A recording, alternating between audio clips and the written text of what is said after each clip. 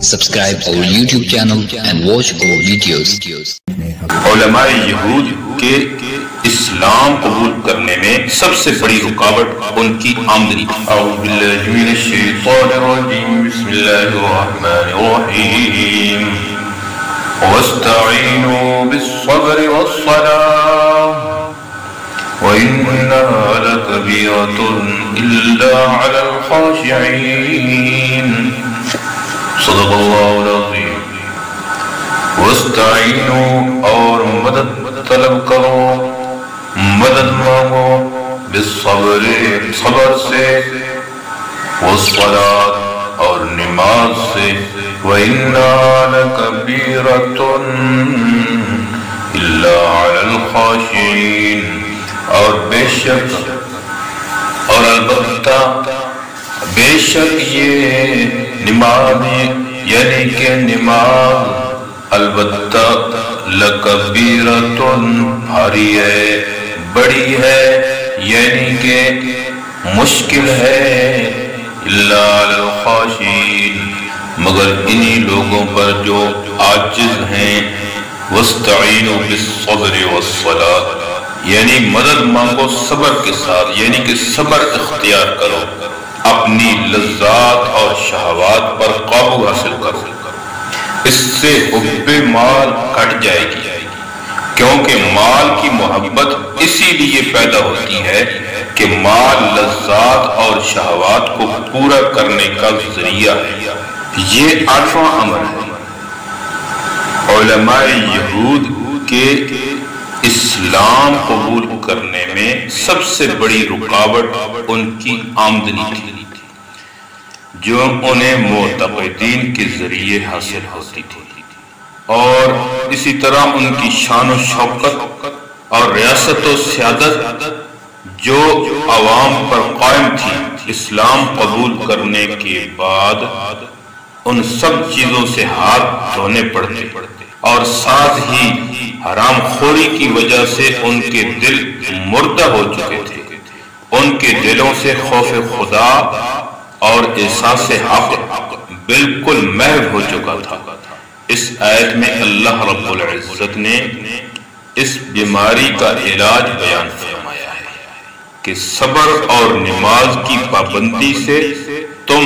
حب جاہ اور حب مال کے جذبے کو دبا سکو گے، کیونکہ جب تم نفس کو مرغوبات نفسانیہ سے روکنے کا پختہ ارادہ کر لو گے، اور یہی صبر کا مفہوم ہے، اور ساتھ ہی نماز کے پابند ہو جاؤ گے، تو نماز کا خشوع اور اس میں اللہ کا ذکر اور وعدہ وعید اور ثواب و عتاب کی یہ سب چیزیں مل کر تمہارے دلوں کو دنیا کی محبت سے پاک کر کے اس میں آخرت کی رغبت اور محبت بھر دیں گے، اور نماز سے حب جاہ کم ہو جائے گی، کیونکہ نماز میں ظاہری اور باطنی ہر طرح کی عاجزی اور پستی ہے۔ الا علی الخاشعین قرآن و سنت میں جہاں خشوع کی ترغیب مذکور ہے، اس سے مراد وہ قلبی سکون اور انکساری ہے جو اللہ کی عظمت اور اس کے سامنے اپنی حقارت کے علم سے پیدا ہوتی ہے، اور اس کے نتیجے میں طاعت آسان ہو جاتی ہے۔ کبھی اس کے آثار بدن پر بھی ظاہر ہونے لگتے ہیں کہ وہ باادب، متواضع، شکستہ دل نظر آتا ہے۔ اگر دل میں خوف خدا اور تواضع نہ ہو تو خواہ وہ ظاہر میں کتنا ہی باادب، متواضع نظر آئے تو وہ خشوع کا حامل نہیں، بلکہ آثار خشوع کا قصداً اظہار کرنا بھی پسندیدہ نہیں۔ حضرت فاروق اعظم رضی اللہ تعالی عنہ نے ایک نوجوان کو دیکھا کہ سر جھکائے بیٹھا ہے، فرمایا سر اٹھا، خشوع دل کے اندر ہوتا ہے۔ حضرت ابراہیم نخعی رحمت اللہ علیہ کا ارشاد ہے کہ موٹا پہننے، موٹا کھانے اور سر جھکانے کا نام خشوع نہیں، خشوع تو یہ ہے کہ تم حق کے معاملے میں شریف اور رذیل کے ساتھ یکساں سلوک کرو، اور اللہ نے جو تم پر فرض کیا ہے اسے ادا کرنے میں اللہ کے لیے اپنے دل کو فارغ کر لو۔ حضرت حسن رحمت اللہ علیہ کا ارشاد ہے کہ حضرت فاروق اعظم جب بات کرتے تو سنا کر کرتے تھے، یعنی بلند آواز سے کرتے، جب چلتے تو تیز قدموں سے چلتے تھے، اور جب مارتے تو زور سے مارتے، حالانکہ بلا شبہ وہ خشوع رکھنے والے تھے، ان کے اندر خشوع تھا۔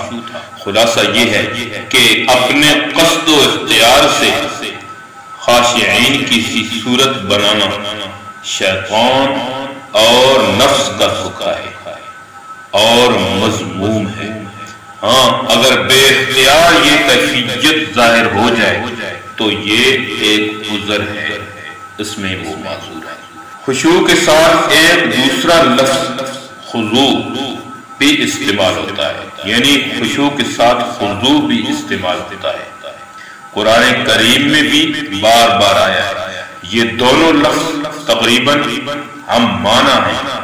لیکن خشوع کا لفظ اصل کے اعتبار سے آواز اور نگاہ کی پستی اور تذلل کے لیے بولا جاتا ہے، جبکہ وہ مصنوعی نہ ہو بلکہ قلبی خوف اور تواضع کا نتیجہ ہو۔ قرآن کریم میں ہے کہ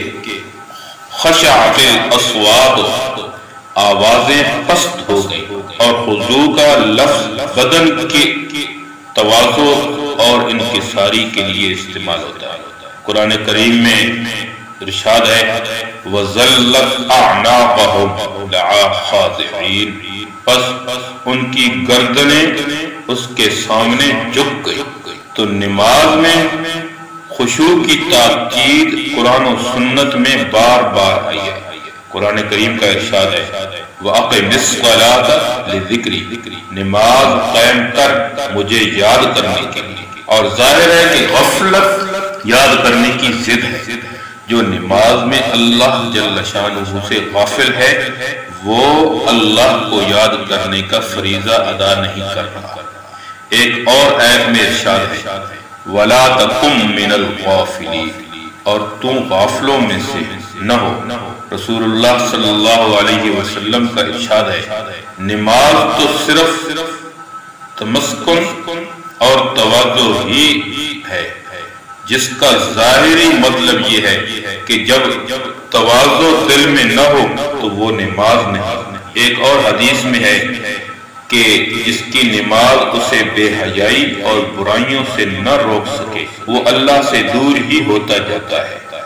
اور غافل کی نماز بے حیائی سے اور برائیوں سے نہیں روکتی۔ امام غزالی رحمت اللہ علیہ نے مذکورہ آیت اور روایت اور دوسرے دلائل پیش کر کے فرمایا ہے کہ ان کا یہ تقاضا ہے کہ خشوع نماز کے لیے شرط ہو اور نماز کی صحت اس پر موقوف ہو۔ پھر فرمایا سفیان ثوری اور حسن بصری اور معاذ بن جبل رضی اللہ تعالی عنہ کا مذہب یہی تھا کہ خشوع کے بغیر نماز ادا نہیں بلکہ فاسد ہے، لیکن ائمہ اربعہ اور جمہور فقہا نے خشوع کو شرط نماز قرار نہیں دیا بلکہ اسے نماز کی روح قرار دینے کے باوجود صرف اتنا شرط کیا ہے کہ تکبیر تحریمہ کے وقت دل کو حاضر کر کے اللہ کے لیے نماز کی نیت کرے۔ باقی نماز میں اگر خشوع حاصل نہ ہو تو اگرچہ اتنی نماز کا ثواب اسے نہیں ملے گا جتنے حصے میں خشوع نہیں رہا، لیکن فقہ کی روح سے وہ تارک صلاۃ نہیں کہلائے گا اور نہ اس پر تعزیر وغیرہ کے وہ احکام مرتب ہوں گے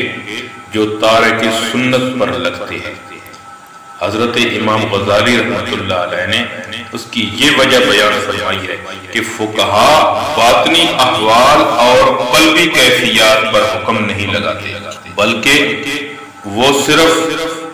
اعضائے ظاہرہ کے اعمال پر ظاہری احکام بیان کرتے ہیں۔ یہ بات کہ فلاں عمل کا ثواب آخرت میں ملے گا یا نہیں، یہ فقہ کی حدود سے خارج ہے۔ تو چونکہ باطنی کیفیات پر حکم لگانا ان کی بحث سے خارج ہے، اور خشوع ایک باطنی کیفیت ہے، اس لیے انہوں نے خشوع کو پوری نماز میں شرط قرار نہیں دیا، بلکہ خشوع کے ادنا مرتبے کو شرط کہا، اور وہ یہ ہے کہ کم از کم تکبیر تحریمہ کے وقت محض اللہ کی عبادت اور تعظیم کی نیت کر لے۔ خشوع کو پوری نماز میں شرط قرار نہ دینے کی دوسری وجہ یہ ہے، قرآن کریم کی دوسری آیت میں تشریع احکام کا یہ واضح اصول بتا دیا گیا کہ کوئی ایسی چیز فرض نہیں کی جاتی جو ان کی طاقت و امکان سے باہر ہو، اور پوری نماز میں خشوع برقرار رکھنے سے ماسوائے چند خاص افراد کے اکثر لوگ عاجز ہیں۔ اس لیے تکلیف ما لا یطاق سے بچنے کے لیے پوری نماز کے بجائے صرف ابتدائے صلاۃ میں خشوع کو شرط قرار دے دیا گیا۔ امام غزالی رحمۃ اللہ علیہ آخر میں ارشاد فرماتے ہیں کہ خشوع کی اس غیر معمولی اہمیت کے باوجود ہمیں اللہ سے یہی امید ہے کہ غفلت کے ساتھ نماز پڑھنے والا بھی بالکلیہ تارک صلاۃ کے درجے میں نہیں، کیونکہ بہرحال اس نے ادائے فرض کا اقدام تو کیا ہے، اور تھوڑی سی دیر کے لیے قلب کو، دل کو اللہ کے لیے فارغ بھی کیا کہ کم از کم نیت کے وقت تو صرف اللہ ہی کا دھیان تھا۔ ایسی نماز کا کم سے کم فائدہ یہ ضرور ہے کہ اس کا نام نافرمانوں اور بے نمازوں کی فہرست سے نکل گیا، مگر دوسری حیثیت سے یہ خوف بھی ہے کہ کہیں غافل کی حالت تارک سے بھی زیادہ بری نہ ہو جائے، کیونکہ وہ غلام آقا کی خدمت میں حاضر ہو کر آقا سے بے توجہی برتتا اور تقہیر آمیز لہجے میں کلام کرتا ہے، اس کی حالت اس غلام سے زیادہ شدید ہے جو خدمت میں حاضر ہی نہیں ہوتا۔ خلاصہ کلام، عذاب کا خوف بھی ہے اور بخشش کی امید بھی، اس لیے غفلت اور تساہل کو چھوڑنے کے لیے اپنے مقدور بھر کوشش کرتے رہنا چاہیے۔ وما توفیقی الا باللہ علیہ توکلت و الیہ۔ اللہ رب العزت سے دعا ہے کہ اللہ تعالی ہمیں خشوع خضوع کے ساتھ اپنی نماز کو ادا کرنے کی توفیق عطا فرمائے۔ وما علینا الا البلاغ۔ ویڈیو پسند آئی ہوگی، ویڈیو کو لائک کیجئے، ویڈیو پر کمنٹ کیجئے، شیئر کیجئے اس کو، اور اگر چینل پر نئے ہیں تو سبسکرائب کر لیجئے تاکہ اسی طرح کی ویڈیوز آپ تک پہنچتی رہیں۔ شکریہ، جزاکم اللہ، السلام علیکم ورحمۃ اللہ۔